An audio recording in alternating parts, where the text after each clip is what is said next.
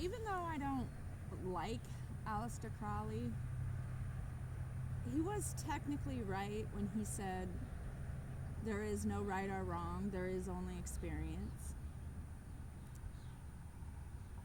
And he knew that, and all of his occultist friends knew that. And they obviously took advantage of that.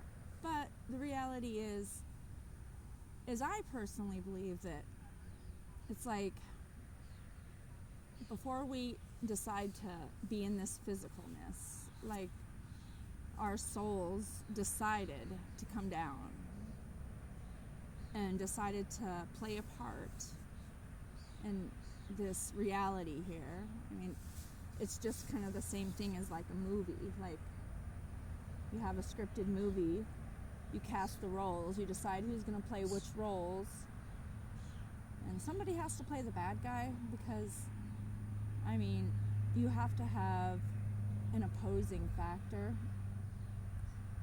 I mean, the reason why we live in a dualistic reality is because that's the attraction and the magnetic force of the pull and the release.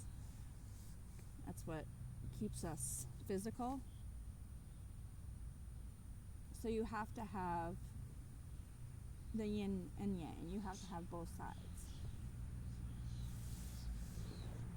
Like, when you think about a world that's like totally perfect and everything's good and, you know, there's no bad that ever happens, that's cool. But at a certain point, that seems pointless, because how can you learn from that? You know, we learn through our mistakes. It's our mistakes that make us who we are. You know, it's not about the mistake that you make, it's about how you handle that mistake afterwards.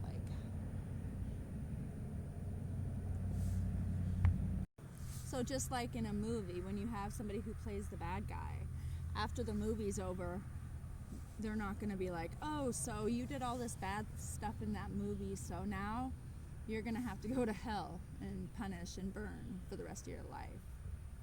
Because that's kind of silly, because they agreed to play that role. I mean, I kind of believe that when we are in spirit form, like when we're not here incarnated after we die, that existence, which we believe to be home, like, that's what I feel like real home is. I do feel like that's like a perfect, loving environment. And that's why, you know, we incarnate in this physical reality so that we can go through these experiences to grow and to learn. And I know I, for one, when it does come my time to leave this incarnation, I'm going to be happy about it. I'm not going to be sad. I'm not going to want my family to be sad. I mean, of course they're going to be sad to miss me, but the reality is within a blink of my eye, I'll be seeing them again. So I really feel like that would be more like a graduation. So it's more of like a celebratory for me. So I would like my family to celebrate. And at least for me, what I've noticed is anytime something bad happens to me, there's always that underlying good that comes of it.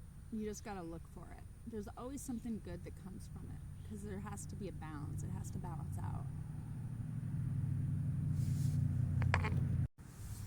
And how could we ever really truly know love if we didn't have anything to compare it to? How could we know what real love is, unconditional love, if we hadn't experienced the opposite from it?